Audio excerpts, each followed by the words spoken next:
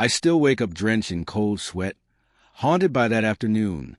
My 6-year-old son was turning blue on the living room floor, convulsing so violently his tiny teeth clashed, while outside my driveway a bright red BMW sat sideways, completely blocking our exit.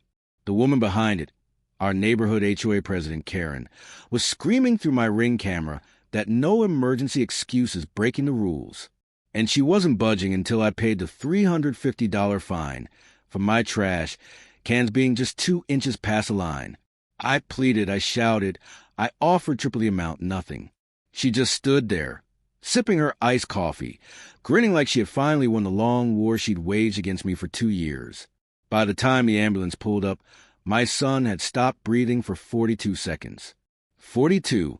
When the paramedics couldn't squeeze the stretcher past her car, they called the police themselves. What unfolded in the next 15 minutes shattered all of us and destroyed Karen in ways she never imagined. But let's rewind to how it all began. I'm Alex, 34, a single dad, just barely keeping my life together after my wife left when our son Mason was diagnosed with epilepsy at age 3. 2 years ago, we moved to Willow Creek because it was advertised as safe, family-friendly. Translation: perfect lawns, identical mailboxes, and one power-hungry HOA queen named Karen Whitmore, patrolling the streets in her red BMW like she owned the neighborhood. From day one, she had it out for me. First, it was the basketball hoop. Claimed it lowered property values. Then, my Halloween decorations, left up 3 days past November 1st. Then, the shade of my front door, a half step off the approved pallet. Every fine arrived with a smug note. Welcome. Please comply. I paid them just to keep the peace for Mason's sake. But Karen kept pushing, as if she could smell my exhaustion and loneliness, and decided I was her perfect target. That Tuesday began normally. Mason had a small seizure at breakfast. Routine. We managed it, gave his emergency meds, and he was smiling again 10 minutes later. I thought the danger had passed. I was wrong. Around 2:47 p.m., he zoned out staring at his iPad, then dropped it.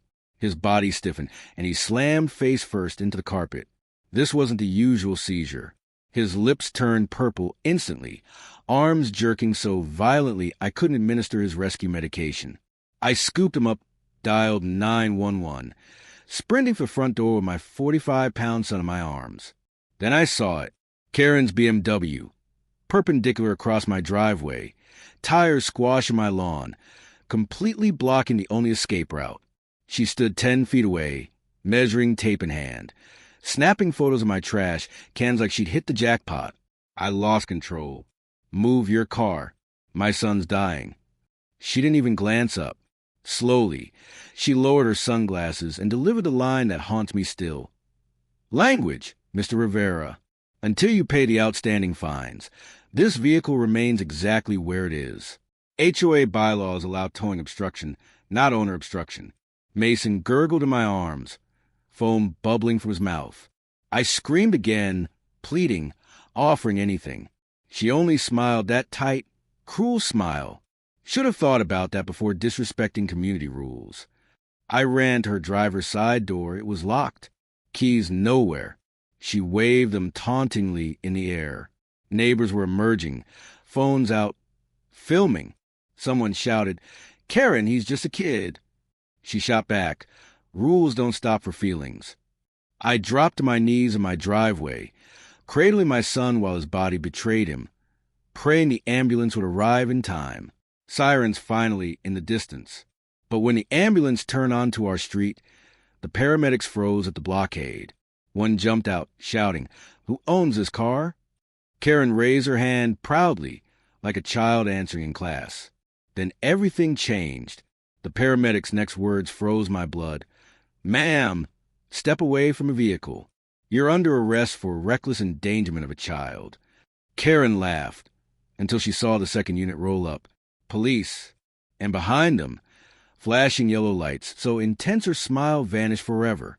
The paramedic's voice cut like a whip. "Step away from the vehicle. You're under arrest for reckless endangerment of a child." Karen's iced coffee slipped from her manicured fingers, spilling across my driveway, mingling with Mason's foamy mouth. For a split second, confusion flickered across her face. Then the cops were on her, 2 officers moving swiftly, one grabbing her wrist, the other snatching her keys. She shrieked, "Do you know who I am? I'm the HOA president." The officer didn't flinch. "Yes, ma'am. And right now, you're blocking emergency personnel from saving a 6-year-old. Cuffs or cooperate. Choose quickly." Neighbors poured out, phones shaking in their hands. Someone yelled, "World Star," like this was entertainment. I didn't care. Mason had gone limp in my arms. Eyes rolled back, only the faintest flutter beneath his ribs telling me he was still alive.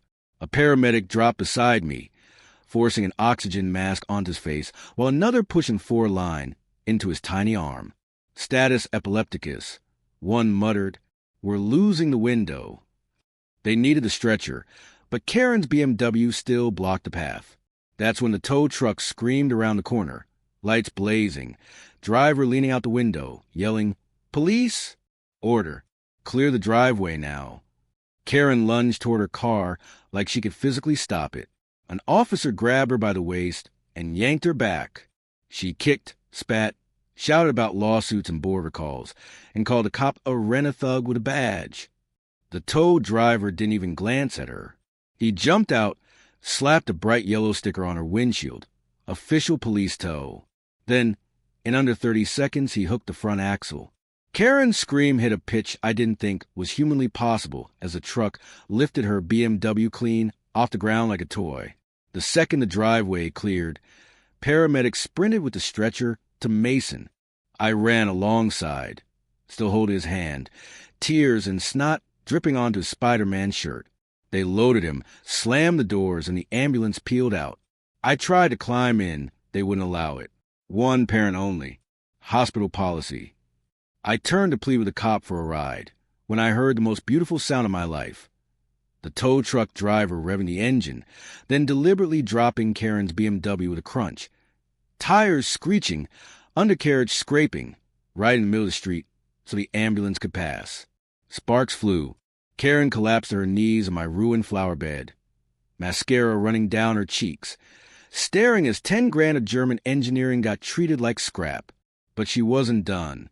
Oh no. As the cop tried to cuff her, she twisted free and bolted toward the ambulance bay, screaming, "I have rights. This is kidnapping." Another neighbor, Mr. Patel, quiet guy, never says a word, stuck out his foot. Karen went down hard, palms scraping the pavement. The cop shook his head, cuffed her while she thrashed like a fish on a dock, then shoved her into the cruiser. Through the window, she locked eyes with me, lips forming, "This isn't over." I didn't care. I sprinted to the second cop car, lights and sirens blazing, and we raced to the hospital, hitting 90 on residential streets. At the ER, they rushed Mason straight to the trauma bay. Doctors shouted numbers I didn't understand, pushed drugs, bagged him as he still wasn't breathing. I stood there, covered in vomit and tears, while a social worker tried asking questions I couldn't answer. Then my phone blew up, group chat videos. The neighborhood had posted everything. Karen smirking, the tow, her face plant, the cuffs. Willow Creek Mom's Facebook was on fire. Someone already started a GoFundMe. Help Alex sue the HOA Karen. 10 grand in 20 minutes. Back up a house. Things got worse for Karen. The tow driver, Rico, a huge guy with tattoo sleeves, wasn't done. He dragged her BMW another 50 yards, scraping the driver's side along the curb, paint gone, rims shredded, oil leaking. Then he dropped it perfectly, blocking her own driveway so her husband couldn't get home. Rico posted the clip, "When you pick the wrong kid to mess with." 2 million views before Mason even opened his eyes. At 3:14 a.m., Mason squeezed my hand weakly, fluttered his big brown eyes open, and whispered, "Daddy, did a bad lady take my ambulance?" I laughed until I almost threw up. The doctor said we got him back just inside the red line.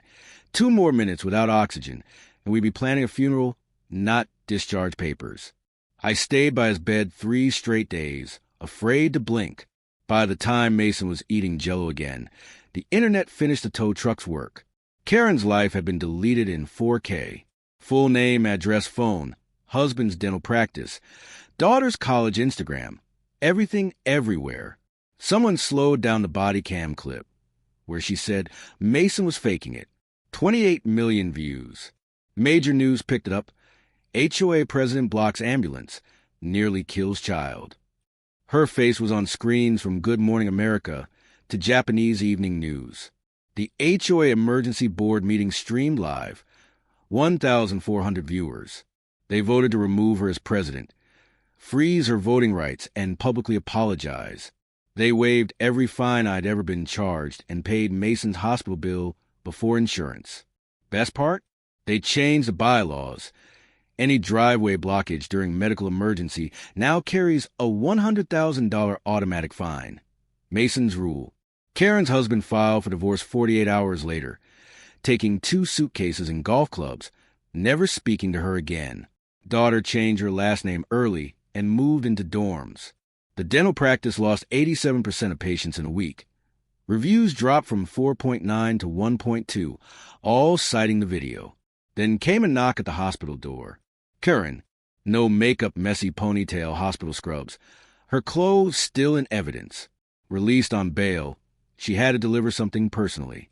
Hands shaking, she held an envelope. Inside, a cashier's check for $1 million in the sale of her BMW, plus a handwritten note. Alex, there is no apology big enough. I told myself I was protecting property values, but the truth is uglier. 2 years ago, my own son overdosed in our driveway. I found him too late because I was at an HOA meeting arguing over Christmas lights. I've been trying to control everyone else's life, so I never feel helpless again. I almost killed your baby to prove I still had power. I will never forgive myself.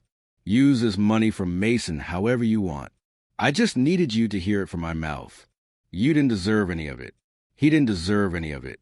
I'm so sorry. She cried so hard security almost removed her. I said nothing. Folded the check once. Slipped it into Mason's backpack with his crayons. She left silently. 2 months later, we moved to a house with a circular driveway and no HOA.